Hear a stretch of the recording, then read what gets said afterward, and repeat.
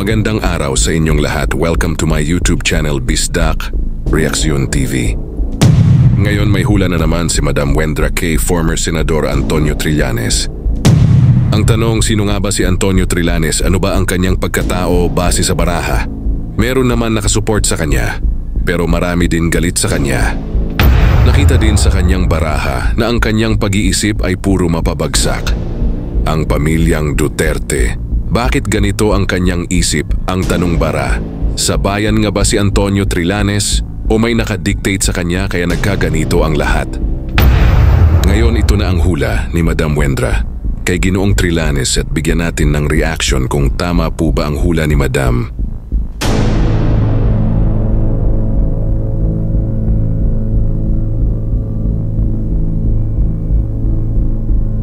Magandang araw po again. Isa na naman pong request mula po sa ating viewers. Basahan ko daw po si Mr.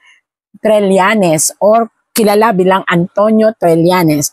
Pinanganak August 6, 1971. Ako po. Ito ano ako nito parang alala ko siya yung Oku Mutiny, parang gano'n. Hindi ko man ho alam yun. Kinuwento ko na rin. Ibig sabihin naabot ko talaga siya, di ba? Ito po. Again and again, this is for entertainment use. At kung ano man pong mabasa ko rito sa tarot, ito po ay hindi ko siya kilala in person. Alam ko lang siya bilang, yun nga, si Antonio Trillanes. Tapos, napapanood ko siya pagdating sa mga debatihan. So ngayon, ito nga po, tinignan ko pa po siya dito kung anong profile niya kasi hindi ko talaga siya kilala. So kung ano mabasa ko rito ay itapon ang pangit, yung maganda, ang ating tangkilikin at nawa po'y wala. Tamaan ay wag magagalit. Ayan. Antonio Trillanes, ito po ay request ng mga tao. Pakita mo sa akin, tarot, kung ano nakikita mo kay Antonio Trillanes. Ang pagkatao ni Antonio Trillanes ay talagang makikita mo ang pagiging militar. Stricto, matapang, kaya lang dahil August siya, impulsive siya. Pag gusto niya. Pag gagawin niya. Pag mainit siya. Pag mabait siya. So, ganun po ang kanyang karakter. May isang plano na ginagawa si Ginoong Antonio Trillanes. Ayan po, yung plano. Ibig sabihin, pinagpaplanuhan pa lang, kaya baliktad. At bakit po sinabi ko sa inyo na ito ay tungkol sa kanyang buhay politika? Dahil po siya ay nagsiserve sa inang bayan. Ayan, nagsiserve siya sa inang bayan. Politician siya. So, ang iniisip niya ay isang plano. Na yung planong yun ay medyo matalas. Kasi may hawak siya na espada. Na ang ibig sabihin, pinag-iisipan na hakbangin o plano para sa isang kalaban. May hawak siya isa. Ayan. Kaya lang yung plano na ito, again and again po, itong plano pong ito ay hindi yata. Ito, yata. Kasi bakit po may yata? Kasi kung mapapansin nyo dito, pinagpaplanuhan niya ang isang sitwasyon o laban na gusto niya. Pero ang kanyang pinag-iisipang ilaban ay ang mga hawak niya. Ito, hawak. May hawak po siya. Ayan. Kumbaga sa ano yun, hawak niya. Hawak niya ng mga ebidensya daw. May daw, kasi hindi ko naman alam kung ano ba yun. So, binabasa ko lang po ang tarot. Ito ay ebidensya na kanyang hinahakbang na iharap at ilaban. Subalit, ayon po dito sa tarot na ito, ang ebidensya niya ay nanggaling sa makukulay. It means maaaring ito ay hindi sapat para mapatunayan ang laban na gusto niyang mangyari. Yan po.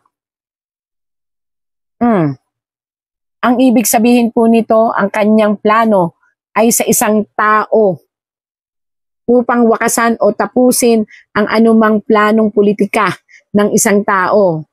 Kaya lang itong isang tao pong ito is nahaharap na sa kamatayan. So ang ibig sabihin po nito, ang plano niya na hakbang na laban ay para sa isang tao na wala po sa Pilipinas at ito'y nahaharap po sa malungkot na sitwasyon.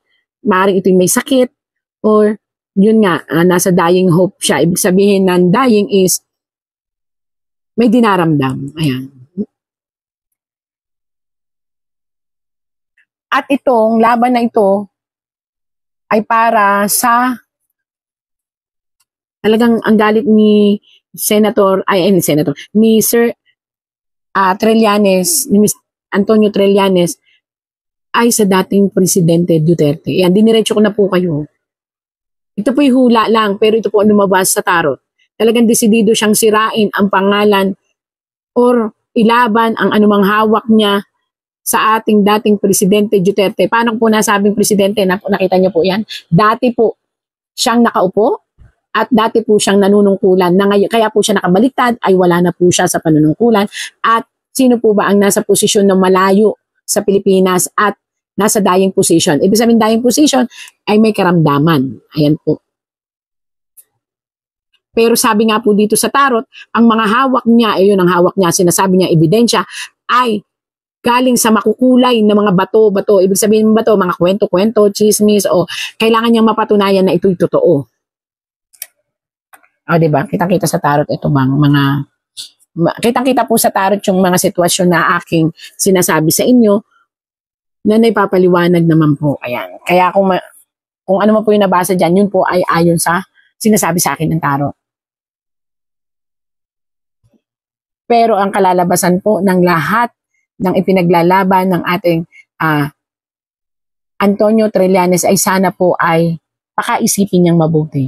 Kasi ayon po dito sa tarot, magbibigay ito sa kanya ng napakatinding kahihiyan. Hindi ko po alam kung bakit. Ayan o. Ayan. Bakit kahihiyan? May lumabas pong diablo. So mag-isip po muna kayo, sir. Kung ano to, wala po akong ibig iparating kundi ang sinasabi ng tarot na anuman ang balita, anuman ang hawak ninyo ay laging may madidikit na pangalan ng inyong mga kakalabanin na magkapatid. Ayan po, yung magkapatid, babae at lalaki. Yun po. Na katugma po siya, sumunod po siya dito. Yan. Magkapatid at isang dating presidente. Ang talagang pinaghahakbangan ninyong kalabanin at iparating kung ano yung gusto nyong iparating na hinanakit o galit sa kanila. Ayan. Laban ng politika po ito.